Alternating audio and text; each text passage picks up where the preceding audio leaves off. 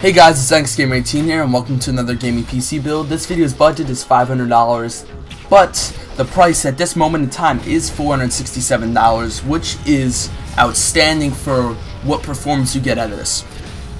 And I'm just gonna tell you guys right off, because many of you might not like this as soon as I tell you. Those who don't know what this is, this build is an APU, and that means that it's a graphics card and processor in one. Now the reason I said that you guys might not like this is because a lot of people look down upon so many APUs because of its performance and the fact that a processor and graphics card in one, because they are the two main parts of your build that matter the most when you put money into them. But the Kivari line, the one that's in our build right now, it is great. It is amazing, the Kivari line. I mean, you would be able to get probably 30 FPS at Battlefield 4 on 1080p resolution, and that's really good. But even if you overclock it, you might be able to even get more performance. I don't know. Or you could always throw in, you know, an external graphics card if you have the extra money, and you can get even amazinger performance. Anyways, so let's get on to the build. The APU for this build is $185 AMD A10-7850K processor. It's a Kivari line, like I said before, and its clock rate is at 3.7 gigahertz. 3.7 gigahertz is really good. You can even overclock it to get more performance out of it. It is a really amazing chip. For the motherboard, we went with a $63 gigabyte GAF2A78M HD2 motherboard. It's an FM2 Plus socket. That is what the Kivari is, and its transfer rate is 6 GB per second. The RAM, we went with the $64 GeIL Evo Potenza, and it's 8 gigabytes of RAM, and socket type is DDR3, of course, and it's clocked at 1600 megahertz, and its cast latency, or its timing, is 9928, or cast latency 9. The hard drive, we went with the pretty basic $60 WD or Western Digital 1 terabyte hard drive, 7200 RPM. You know, it's a standard hard drive. You can't really get an SSD unless you only want like 120 gigabytes dedicated to the SSD.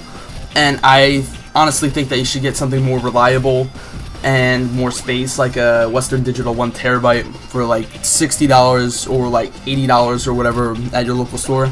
But it's $60 right now, and that's pretty good. And for the case, I went with the $41 Cougar Spike Black Steel Micro ATX Mini Tower case. It's got an in-case fan. I mean, it's, you know, you can plug it in and use it if you want. I personally have two case fans on mine, and case fans, they will do some cooling performance, but if you're willing to overclock, it's not going to do much, but just keep it somewhat cool.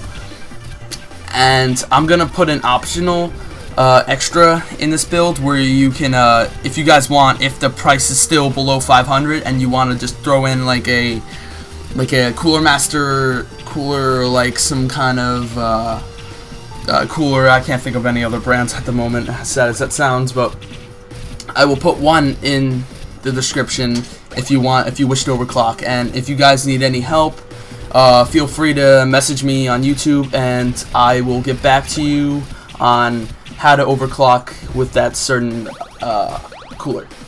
So now the power supply is a $34 Roseville Stallion Series RD500-2SB 500 watts power supply.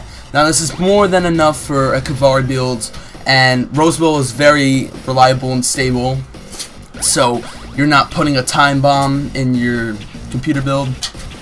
I know a lot of people complained how my previous builds have had like a RAID Max, and yeah, I do know RAID Max isn't, you know, the best known, but it was good for the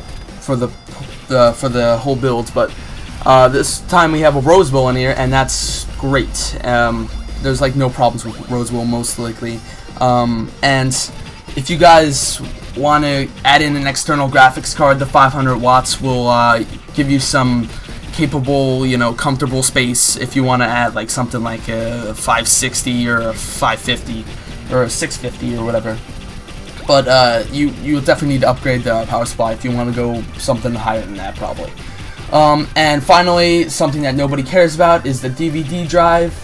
It's $20. It's the LG internal super multi-drive. I don't really know much about DVD drives except that you put a disc in them and you install your drivers. That's all their use are for me, unless you want to play Putt Putt Saves the Zoo or whatever from your childhood. Now, I forgot to mention though, the APU also has a really good deal right now. It has a $60 Battlefield 4 free gift in there too, so that's another reason why this APU is great, because of the deals. Thanks for watching, guys. Stay tuned for my next video.